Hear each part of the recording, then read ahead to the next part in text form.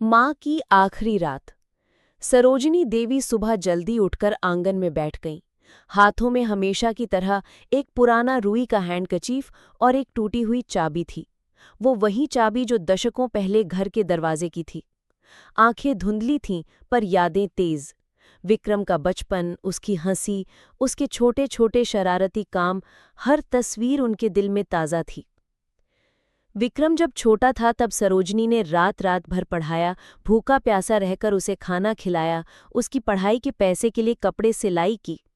पति के मरने के बाद भी उसने किसी से एक शब्द शिकायत नहीं की। उसने अपने हाथों की मेहनत से बेटे को बड़ा किया। समय बदलता गया। विक्रम बड़ा हुआ, नौकरी मिली, शादी हुई। शुरुआत में वो माँ के पास ही रहता था, पर धीरे धीरे काम की व्यस्तता और नीलिमा की बातें घर में हवा बदलने लगीं। माँ ज्यादा बुजुर्ग हो गई हैं, नीलिमा कहती। हमें भी अपनी जिंदगी है। विक्रम के लिए धीरे धीरे सच बन गया। वो अब शाम को देर तक ऑफिस में रुकने लगा, छुट्टियां कम करने लगा, फोन पे बातें टालता। एक दिन सरोजनी ने विक्रम के पुराने कपड़े तह कर रखे थे, वो कपड़े जिनमें विक्रम स्कूल जाता था। उसे लगा आज वो आकर इन्हें देखेगा, पर शाम बीत गई, रात हुई, कोई आवाज नहीं आई। दिल में बेचैनी बढ़ती गई। विक्रम घर आया, चाय की प्याली हाथ में लिए, आंखों में कुछ दूर का थकान। उसने अपनी माँ को प्यार से देखा, पर ठीक ठीक शब्द नहीं निकले। बातचीत ठंडी बनती गई। नीलिमा चुपके से कह रही थी, अब हमें सोच समझकर चलना होगा। माँ का खर्च, देखभाल, बहुत कुछ है।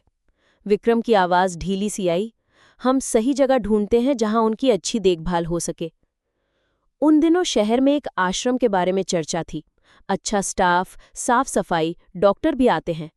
विक्रम ने उसका नाम सुना और उसे कुछ सही विकल्प की तरह देखा, जहां उसकी माँ की देखभाल ठीक तरह से हो सके और उसे अपने काम पर ध्यान देने की आज़ादी मिले। सरोजनी ने आश्रम के बारे में सुना ही नहीं था। उसके लिए घर ही दुनिया थी। रसोई की गंध, मंदिर की घंटी, उस दरवाजे की चाबी। आखिर एक सुबह विक्रम ने माँ से कहा, माँ मैं थोड़े दिन के लिए आपको वहां छोड़कर आता हूँ, वहां आपकी देखभाल अच्छी होगी। सरोजनी ने नर्म आवाज में पूछा, क्यों बेटा, घर पर कौन नहीं है? विक्रम ने कहा, नीलिमा को भी आराम चाहिए, काम का दबाव है, मैं सोचता हूं कि ये अच्छा रहेगा। सरोजनी ने आंखें झपकाईं। अपनी माँ जैसी समझ ने कहा कि कुछ गिर रहा है, पर शब्द नहीं थे। गाड़ी की खिड़की से चेहरा बाहर रखा, सरोजनी ने उस गली को देखा जहां उसने विक्रम को पहली बार घुमाया था। पत्तियां हवा में सरसराईं, एक एक कदम उनके लिए बोझ बन रहे थे। आश्रम के गेट के सामने गाड़ी रुकी। वहां के लोग मुस्कुराकर मिले। नेहरू युग की टेबल कुर्सियों जैसी व्यवस्था दिखाई दी। विक्रम ने फाइल पकड़ी और कहा, बस माँ, यहाँ आराम से रहिए, सब आपकी देखभाल करेंगे। सरोजनी ने अपने हाथों से चिपकी चाबी देखी, जैसे कुछ पुराना छूट रहा हो। वो शाम को आश्रम के कमरे में पहुंची तो चार दीवारी और अनजान चेहरों ने घेर लिया। वहां की हवा में एक तरह की उदासी थी, पर लोगों का व्यवस्थित दिनचर्या भी था। सरोजनी ने सोचा, मैं बस थोड़ी देर के लिए ही रुकूंगी, बेटा आएगा। पर बेटा नहीं आया। पहला दिन खत्म हुआ। दूसरे दिन उसने 4 किताबें पढ़ीं, मंदिर में बैठीं, दूसरों की कहानियां सुनी, पर हर शाम गेट की ओर उसकी निगाह चली जाती। शायद आज विक्रम आ जाएगा। दिन बीतते गए। आश्रम के लोग दयालु थे, पर उनकी बातों में अपनापन कम था।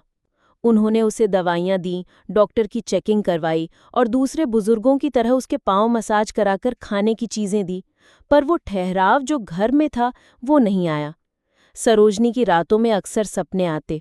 विक्रम का बचपन, उसका छोटा हंसता हुआ चेहरा, उसकी माँ की गोद में सोना। एक शाम में जब बरसात ढीली ढीली चल रही थी, आश्रम की झिलमिल सी रोशनी में सरोजनी ने एक कोने से पुरानी तस्वीर निकाली। तस्वीर में विक्रम 6 साल का था। गोद में उसके कुछ पराठे और आंखों में चमक। उसने तस्वीर को अपनी छाती से लगाया और धीरे धीरे गुनगुनाने लगी, वही गीत जो उसने विक्रम को बच्चे के रूप में सुनाया था। कुछ बुजुर्गों की आंखें नम हुईं, कोई पास आया और उनका हाथ थाम लिया। आश्रम में सहानुभूति थी, पर वो सहानुभूति अलग थी, सिलाई की तरह, टांके वाली, असली नहीं।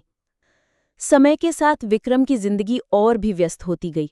नौकरी, मीटिंग, घर के बिल, बच्चों का स्कूल, वो सब उसकी दुनिया बन गया। उसकी पत्नी नीलिमा ने कहा, उनकी देखभाल निजी जीवन में दखल डाल रही है। विक्रम ने यह तय किया कि आश्रम ही सही जगह है। उसने कई बार कॉल किया, पर अक्सर किसी मीटिंग, किसी रिपोर्ट या किसी औपचारिकता के बहाने फ़ोन कट गया। वो खुद को समझाता, मैं अपने करियर के लिए कर रहा हूँ, माँ के लिए बेहतर करेगा। पर हर बार बात का अंत अधूरा रहा। महीने बदलते गए। सरोजनी ने आश्रम में छोटे छोटे दोस्त बना लिए। भूले खाए किस्से सुनाने वाले रामू अंकल, चाय ना पसंद करने वाली मीना आंटी। वे मिलकर पुराने दिनों की बातें करते और एक दूसरे की हंसी चुराते। पर दिल के अंदर एक खालीपन था जिसे कोई पूरा नहीं कर पा रहा था। एक ठंडी रात आई। हवा तेज थी। आश्रम का चौक शांत। सरोजनी ने अपना रुई का हैंडकचीफ लिया और मंदिर की ओर चली। वहां एक छोटी सी दीपशाला जली थी। उसने दीप के सामने बैठकर अपने जीवन की कहानियों की फहरिस्त बनाई। कितने बेटे उसने पाले, कितनी रातें जागकर उनका खाना बनाया, कितनी तमन्नाएं छोड़ दी ताकि घर चल सके। उसने भगवान से नहीं, बल्कि अपने भीतर से ही बात की। क्या मैंने कुछ गलत कर दिया बेटा? क्या माँ होना ही अपराध था? अगली सुबह आश्रम की नर्स ने देखा कि सरोजनी की सांसें धीरे धीरे कम होती जा रही हैं। उसने डॉक्टर को बुलाया, पर जीवन की डोर शायद बहुत पहले छूट चुकी थी। सरोजनी ने बिना किसी शोर शराबे के अपनी आंखें बंद कर लीं। चेहरा शांति में था, जैसे किसी ने उसे उस बचपन की गोद में ले लिया हो। समाचार जब विक्रम के पास पहुंचा तो वो घबरा उठा। उसने ड्राइव पकड़ा और आश्रम की तरफ दौड़ा।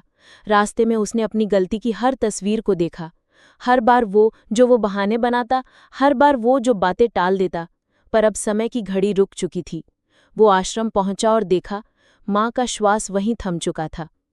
विक्रम ने माँ का हाथ पकड़ा। हाथ बहुत ठंडा था, पर उसमें कभी की गर्माहट मौजूद थी।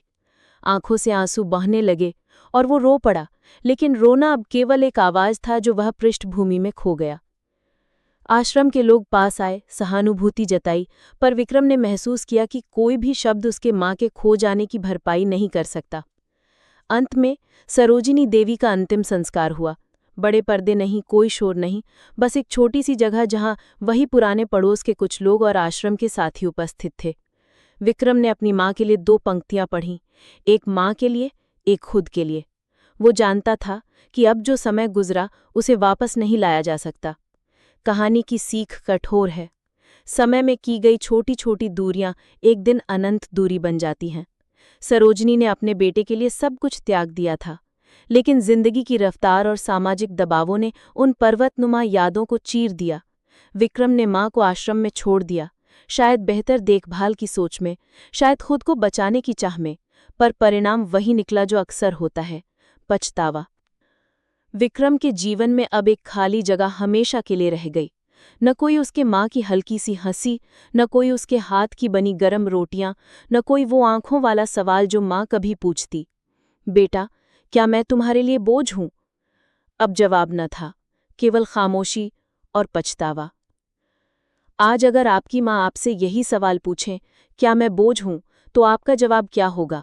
कमेंट में लिखिए।